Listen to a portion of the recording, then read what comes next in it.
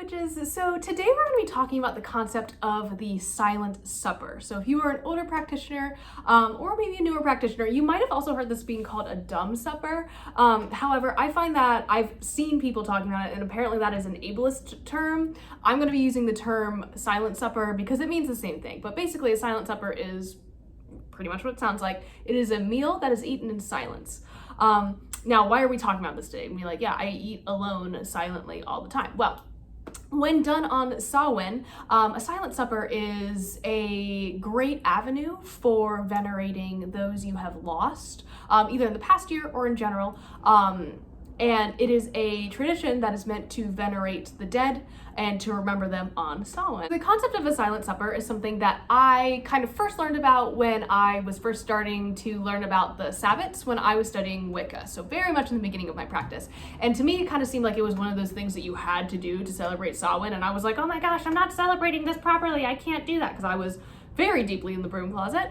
But it is not one of those things you necessarily have to do. It's just an avenue of veneration for your ancestors or spirits that you may work with, or maybe lingering around your house if you so choose to work with them. So it is not completely necessary. I always like to preach that, I always like to say that like your traditions and the things that you do are personal to you. So don't let anyone tell you what you have to do on Samhain. There are typical things that, which is observe, and certain spell work that is a little bit better to do around this time. So like fertility spells, not so much when the earth is starting to die. However, if you're in the southern hemisphere, don't listen to me.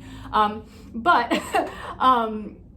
silent supper is perfectly acceptable to do if you so choose. So I wanted to talk about like why this is important and why people do it. So the number one reason that these are done, or held, I should say, is to show respect to the dead. It's going out of your way to do something out of the ordinary in the name of those people who you are remembering. So it's really giving them acknowledgement, and it's giving them respect and kind of like showing gratitude for the things that they did for you in life, or things that they did to allow you to be where you are in life.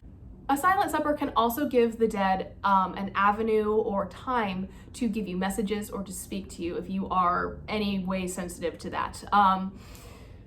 You don't know what messages you might receive during a silent supper, but it definitely gives them kind of a platform, I guess, to make themselves known to you, to show you signs, messages, etc. May not always happen, but it is definitely a time where you are not distracted by your phone, you're not talking to other people, you're sitting there in silence, venerating them openly, and that gives them an avenue to communicate with you.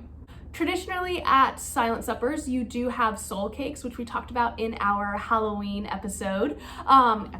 video, whatever. And these are basically like cookie or pastry type things with dried fruit, cinnamon, other fall seasonings, or I guess spices. And these are traditionally eaten. You don't have to make them, but it is something that goes back to like the medieval ages. So it is kind of a cool tradition to keep, if that is something that you're interested in. If you are a witch who does not practice openly, making soul cakes is actually something that you can do in the kitchen. You don't have to call them soul cakes. If anyone asks, there's a Christian basis to them anyways, but you don't have to do that or call them that. Baking's just like a really popular thing to start doing around now, so it's a great time to get into the kitchen. Yeah. Traditionally, silent suppers consist of fall foods, so like apples, pumpkins, game meat, root vegetables, basically anything associated with Samhain. They are traditional, but I really love the idea of incorporating family recipes from loved ones who have passed as a way to honor them. So if there is like some sort of pie that your grandmother was very famous for making that pie or a similar recipe, if you don't have the actual recipe, is a really great way to venerate a loved one who has passed on by making something that reminds you of them, and it's a really great way to feel closer to your ancestors. Putting on a silent supper does take a little bit of prep work.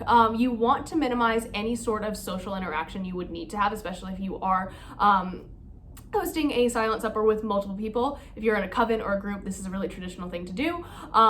One of the main things that I recommend is portioning out all of the food to minimize people having to like ask for salt and pepper or butter or whatever. Just like have that already set out at everyone's table. You could also have people like serve themselves in the kitchen and then, sit down at the table. They can get up and go as they please, but you won't have people being like, can you pass the peas, or can you pass the bread, or whatever. Everyone should have their own like silverware. Everyone should have everything that they need, and then on top of it, extra napkins, trust me. Setting up for a silent supper. Black table settings are traditional, just completely black, but I know that's not necessarily doable. And it's also traditional to eat by candlelight only, which I think is really fun. So if you're doing this after dark, oh, can you imagine just a candlelit table, like in all black with like a black table runner, and like, I love it. I just love to see it. Oh my gosh.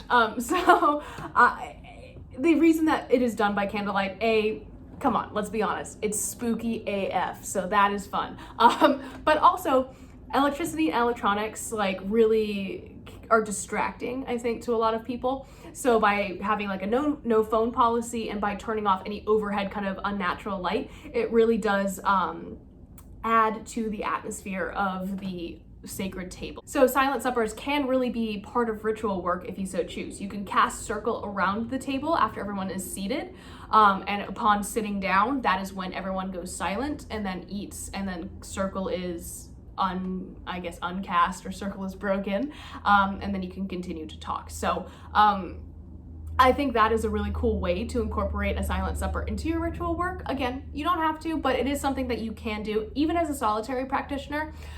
If you are honoring or celebrating Samhain this year, by having a silent meal, even if it's just you at your altar, giving offerings to your deities, to your ancestors, and then having a plate for yourself, sitting and observing, and not having any electricity or like electric lights on, no phones, nothing like that. If you want to scale it down to a single person, a-okay, perfectly fine. It could be like microwave mac and cheese, you know what I mean? Like, it's fine. Throw some pumpkin spice on there. No, I'm just kidding.